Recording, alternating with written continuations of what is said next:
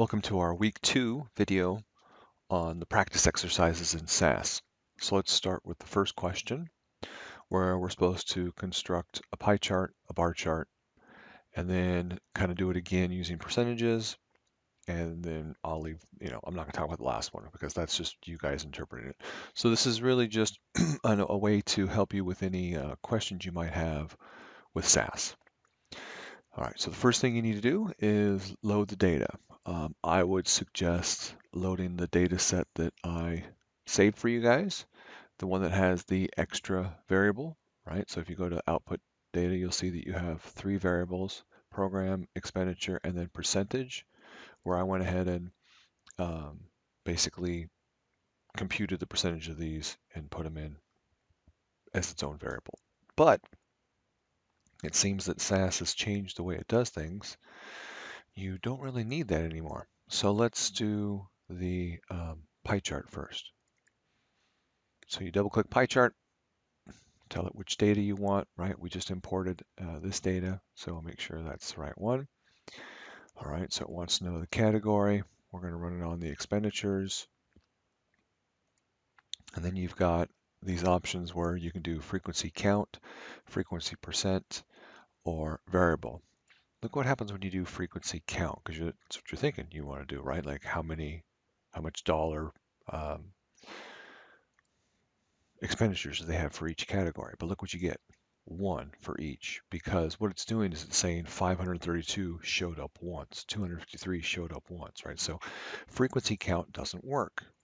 Neither does frequency percent.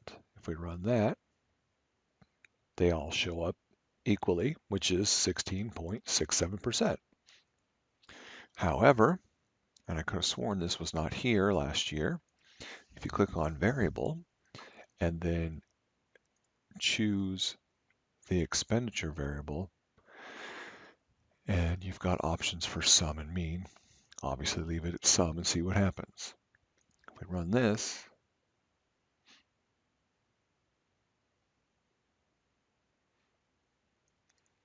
you can see that basically nothing happens. And if you go into the log, you see that you get these errors, and it's basically telling you that you can't you can't measure on the same variable that you're using. So it's not going to work whether you try sum or mean. So let's get rid of that. And instead, let's use the percent that I put in. So it looks like you still need that extra percent variable. Now there's probably other ways to work around this. So let's leave it on sum and see what happens now. There you go. So now they're no longer all the same. And you can see that they have the amounts, right, of each one, and then they have the percentages under them. So you've really done both questions in one. You've shown the amounts and you've shown the percentages. So that's good enough. You don't have to do 2 pie charts if you don't want to, because if you change it to mean, you're going to get the exact same thing. It doesn't change at all. Okay, so that's an easy way to make the pie chart. Now let's go to the bar chart. Again, we're going to choose the same expenditure. And then if we measure frequency, which is what we think we would do for a bar chart, and run it, we get that same problem where they all came up once. So we don't want to do that. So instead, we want to measure it by a variable. And again, let's see if we can measure it by itself, expenditure, right? Let's run that. And this time it works. So for some strange reason, it doesn't work with the pie chart, but it does work with the bar chart. So you can now see that each bar corresponds to its height, right? 253 is a height of 253 and so on and so forth. So there it is when they want just frequencies. You can see these are frequency counts. And then if you want percentages, try percent of the sum, see what happens there. And lo and behold, percentages. Okay, so that pretty much takes care of question 1, at least as far as the SAS stuff is concerned. You still have to answer question D. Okay, question 4. Determining the range, dividing it by 7, doing all sorts of funky things to construct a frequency histogram, compute relative frequencies, and so on and so forth. So like before, let's load the data for that one, which is 3, 4. Now, every time you load data, if you're in the same SaaS experience, like you haven't shut down your browser and reopened it. It's going to continuously rename your data set. Now you can always just change this and call it whatever you want. And then that way you can leave everything up. So like maybe you want to call this 3.04 and it doesn't like that, right? So maybe you want 3-04. Doesn't like that, right? First character must be a letter, right? All right, so how about exercise 3.04? Nope, still doesn't like point. So how about 3 dash? Nope, doesn't like that, right? So 304, right? I mean, you're pretty limited on what you can call it, but at least now it makes sense that this is for exercise 3, 4, and then if you had multiple data sets open, when you go to run something, you know which one to pick. It's just up to you. I mean, a lot of times I just give it a simple name and then know where to go. But in any case, we have to run it, right, to make sure that we've loaded it. We can see that there's one variable. We can look at our output data, and it's just all the fluoride values. All right, so that worked. Our data's in. Now we got to run some things. What was the first question? The first question was determine the range. Well, that's pretty easy because we can just go down to tasks and then statistics, summary statistics, double click that, tell it which thing you want to use. I'm going to use this one. Then you have to add in the analysis variable, which of course is that one. We don't have a classification variable because that's just not the way our data is set up. You can change all sorts of things in your options, but obviously the number one thing is to make sure you get the number that you need. Like right now, it'll give me the min and the max, which I could compute the range from. But if I click on here, I get, range. There we go. Then I run it, and there's my range, 0.33. Simple and easy. Now it says divide the range by 7, and the number of which is going to be the number of sub intervals selected, and then rounding, we have a class interval width of 0.05. And of course, if you round that by 7, so divide by 7 and round, you do get 0.05. And they say use 0.705 as the lower limit of the first interval, and then construct a frequency histogram. Because if you just went here to histogram and then just said, you know what, just use my data, use the fluoride, and create me an old histogram, it's just going to make a histogram that it thinks is best. And this obviously does not follow the instructions. It doesn't start at 0.705, and it doesn't have 7 intervals. So we have to mess around with things, right? So go to Appearance, Bins, specify number of bins, 7, right? So let's try that. Let's see what that does. Well, still, I don't know where it starts. If I hover over it, it looks like it starts at 0.7, so it's close, but it's not exactly what we want. So what else can we do? Let's look at details. That doesn't help, right? X-axis, that doesn't really help. So if you look through all of these things, title, graph size, information, you go through all of this stuff, additional roles, none of these things will let you start your bin at a certain point. But if you go and look at the code, you can see that it put in this code here for number of bins is equal to 7. Well, maybe there's some code out there that will let me tell it where to start my bins. And if you Google search it, you'll find it. It's very simple. But I've already found it for you. And so here it is. It's called bin start. So you can just tell it bin start equals 0.705, and then bin width is 0.05. Let your scale equal count. So between the two, right, if you look at this stuff here versus this stuff, not much has changed. We just put in these little extra bits. Now, my code has work.import. So remember when we saved this, we saved it as a different data set. It'd be work.ex304. So I'd have to change this.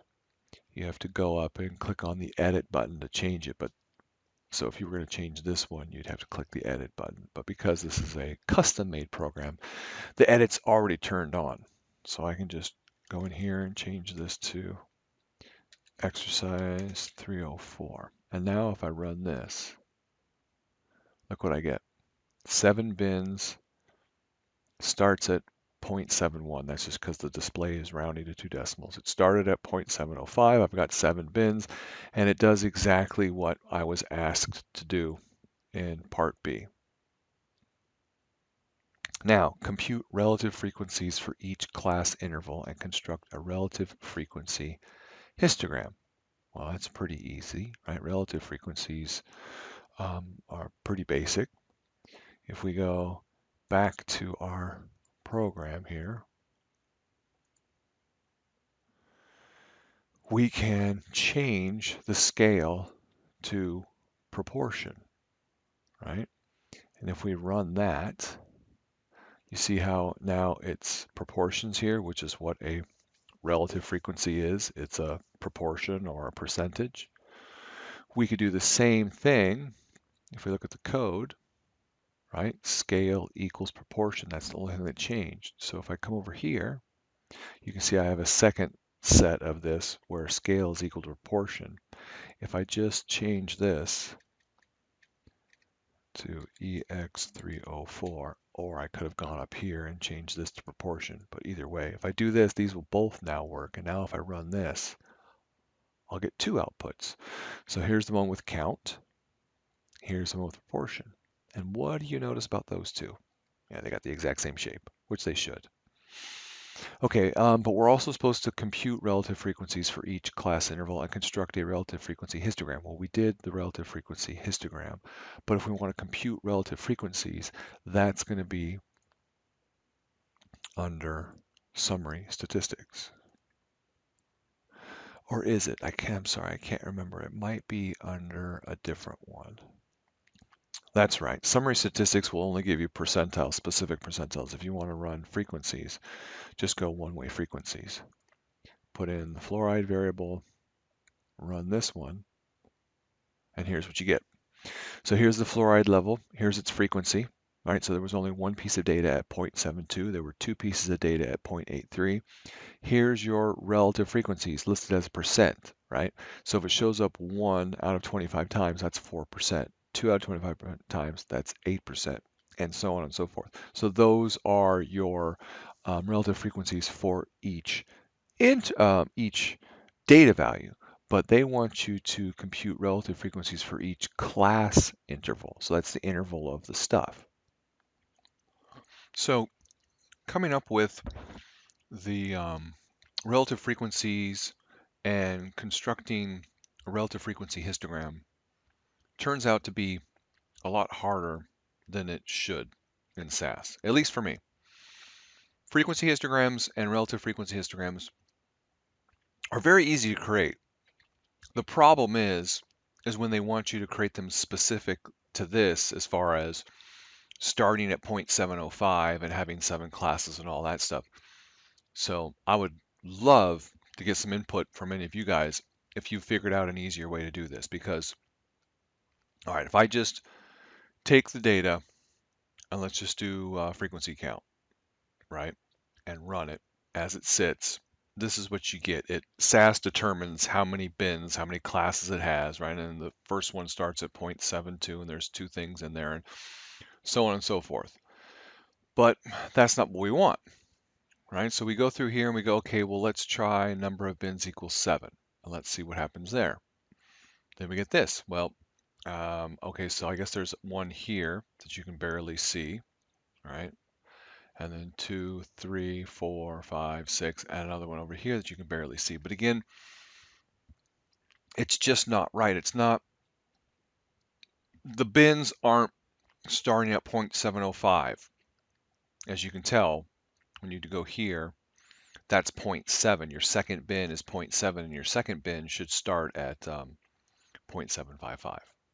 Okay, so that's not working at all. So you think, okay, well, maybe if I specify minimum and maximum values, nope, that's not going to help anything. That's just going to change the way the graph looks. So then what you can do is you can go into the code and um, basically alter the code by putting in a bin start and a bin width. So when I do this, which basically all it is the regular code here, right? See, and instead of letting it be n bins for a number of bins, I went in and hit edit. I created this, and it creates a whole. Anytime you edit, it creates a whole new program. If you run this, okay, well at least now I have 7 bins, 1, 2, 3, 4, 5, 6, 7, and they look a little bit better, but the proportions aren't right because again, the bin just doesn't seem to start where we tell it to start. It gets very frustrating. So then I thought, all right, how about running some summary statistics? Because if you run summary statistics on it, there is an option, right? So I'll come over here and I'll remind you what summary statistics does. There's an option in summary statistics where you can make a plot. You can make a histogram in summary statistics. And so if we run this one on, no, we don't want that one. I think we want this one. And our analysis variable is fluoride. And we run this one. Here are summary statistics. I need to change that to get my range, right? But then it gives me a histogram. And then I can futz around with that histogram, which is what I did with this program. So I went into the code and I changed it so that it only gives me range. And then I started playing around with the proc univariate histogram function. And you can tell it the bar width. You can give it the midpoints. You can also tell it to use the mid percents, and then you can tell it these precise endpoints of where they start. So my endpoint starts here and goes to here, and it goes up by 0.05. If I run this one, you'll see the two displays we get. So here's the first display where it uses the midpoints, and here are the midpoints, which that's pretty much what it should be. The middle of 0.705 and 0.755 is 0.73. And you'll notice that these two graphs are identical, right? And here's one that actually shows my bins, right? Starts at 705, then goes to 755, blah, blah, blah. So that second one, this version of the code using mid percents and then telling it what the endpoints are, at least gives me a result that looks better, but still, and then here, of course, are my relative frequencies, which is correct for all my bins. So I got relative frequencies, but I still don't have frequencies. That's okay. I could figure frequencies out really easily, right? Because I know what 8% of 25 is. It's 2. But the other thing too is they wanted you to create a frequency histogram and a relative frequency histogram, if I remember correctly. Yeah, correct. Construct both a frequency histogram and a relative frequency histogram. Well, when you do the proc univariate thing, it only gives you percents, which is a relative frequency histogram. I cannot, for the life of me, figure out how in this code to change this so that my y-axis is frequencies instead of relative frequencies. So this is as good as I've gotten, guys. Hopefully one of you guys can figure out how to do better. But that's the stumbling block I'm finding for question 4. I think we've wasted enough time on question 4 because it's really not that important. Let's move on to 10. Again, constructing a relative frequency histogram for the home ownerships. That's easy if we just, let it go, because this one, remember, this one doesn't tell us where it has to start and stop. So this is really easy. You just go do it in SAS the normal, easy way. So if you just go back to here and let's load our data, right? We need 310. So I'm going to run this. Remember, it's import 2 now. So I'm going to run that. And then now I can just do a regular old histogram. And I have to make sure it's on import 2. And then my analysis variable is 1985. And I think all they wanted was a regular histogram, relative frequency histogram for home ownerships. So you just have to percent is your default, which is perfect. Run it. There's my relative histogram for 1985. Then, copy paste that, change this to 96, run it again. There's the one for 96, and so on and so on and so forth. Now, if you go into the code, I'm fairly certain that you can just put all of them in here, right? If you edit this and put in this exact same looking thing, 1985, and now run it, I should get both at the same time. Nope, doesn't like that. So it's an experiment, one of the following. Maybe I have to do it as two different lines. I don't know. Again, I'm not going to waste time futzing around with it. You can do them individually and copy and paste them. There's trying to get all three at the same time is not worth your effort. If we move on to question 11, stem and leaf plot for 310. Okay, stem and leaf plots are tricky because there's no way that I found to do it in SAS without doing it with code.